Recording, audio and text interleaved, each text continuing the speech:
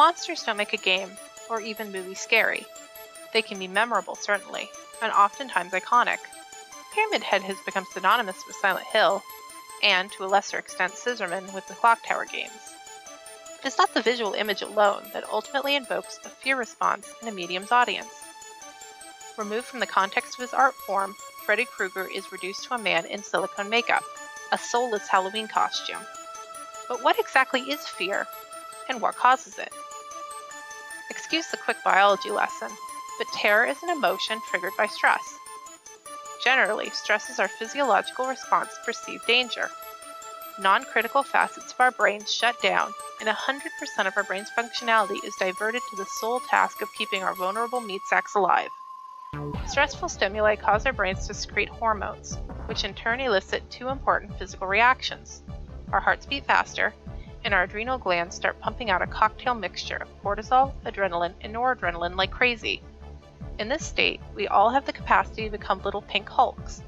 We couldn't recite our own phone numbers if, ironically enough, our lives depended on it, but we could probably run like Kenyans and lift medium-sized luxury vehicles. So what does any of this have to do with ClockTower? Well, lots. This physical reaction only proves that scientifically, ClockTower is an amazing game. Released for the Super Famicom, or Japanese Super Nintendo, in 1995, it's easy to take one look at its archaic 16-bit sprites and dismiss the title outright. But ClockTower makes up for its graphical limitations by manipulating the player's emotions. The audio and pacing build an intense atmosphere, which frequently triggers the player's fear response. In short, Jennifer's slow, rhythmic footsteps and the eerie lack of game music keeps the player tense.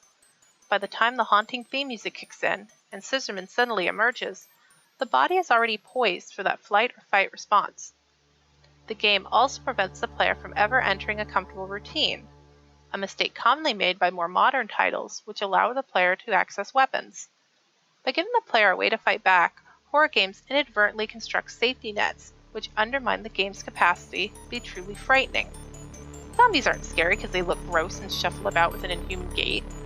They're scary because the victim's vulnerable and the player's powerless to defend them. The danger the zombie represents is real enough to trick our brains into launching into defense mode. It's impossible to be scared when you're running through a level popping off headshots left and right. One of ClockTower's greatest strengths is the fact that its heroine, Jennifer, is, for the most part, defenseless. The threat of failure remains a true constant from the beginning to the end. You spend a good portion of the game cautiously exploring the creepy mansion, and then boom! Music kicks in, and you frantically have to run away. Safety zones are few and far between. At its core, ClockTower is a game of cat and mouse, or hide and seek. You search out hiding spots, big wardrobes, under beds, really any crevice large enough to conceal little Jennifer. But that rush of adrenaline from scurrying for safety is exhilarating, and it's what makes ClockTower a truly timeless experience. The game also keeps the player coming back for more with multiple endings and randomized events. Scissorman won't always leap out from the same hiding spots, and key rooms in the mansion aren't always in the same place. This unpredictability keeps the player from becoming too comfortable with the game and prolongs its ability to elicit fear. That's not to say ClockTower isn't without its own share of flaws. Those stairs are absolutely painful. Healing is needlessly slow. You won't be attacked while sitting there, so why drag out the wait? And the dialogue feels wooden. A fault I should point out lies mostly with the game's original Japanese script. I've played many a translation by Aeon Genesis, and this is definitely not indicative of their usual work. But these complaints are relatively minor, and the game is absolutely worth a playthrough by anyone who considers themselves a fan of the horror genre. So if you haven't watched it already, check out my playthrough series for the game. I'll post a link in the description below.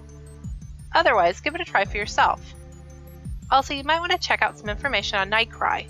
It's a new ClockTower title in everything but name only, successfully funded on Kickstarter, and coming soon to PC, PSP Vita, and mobile platforms.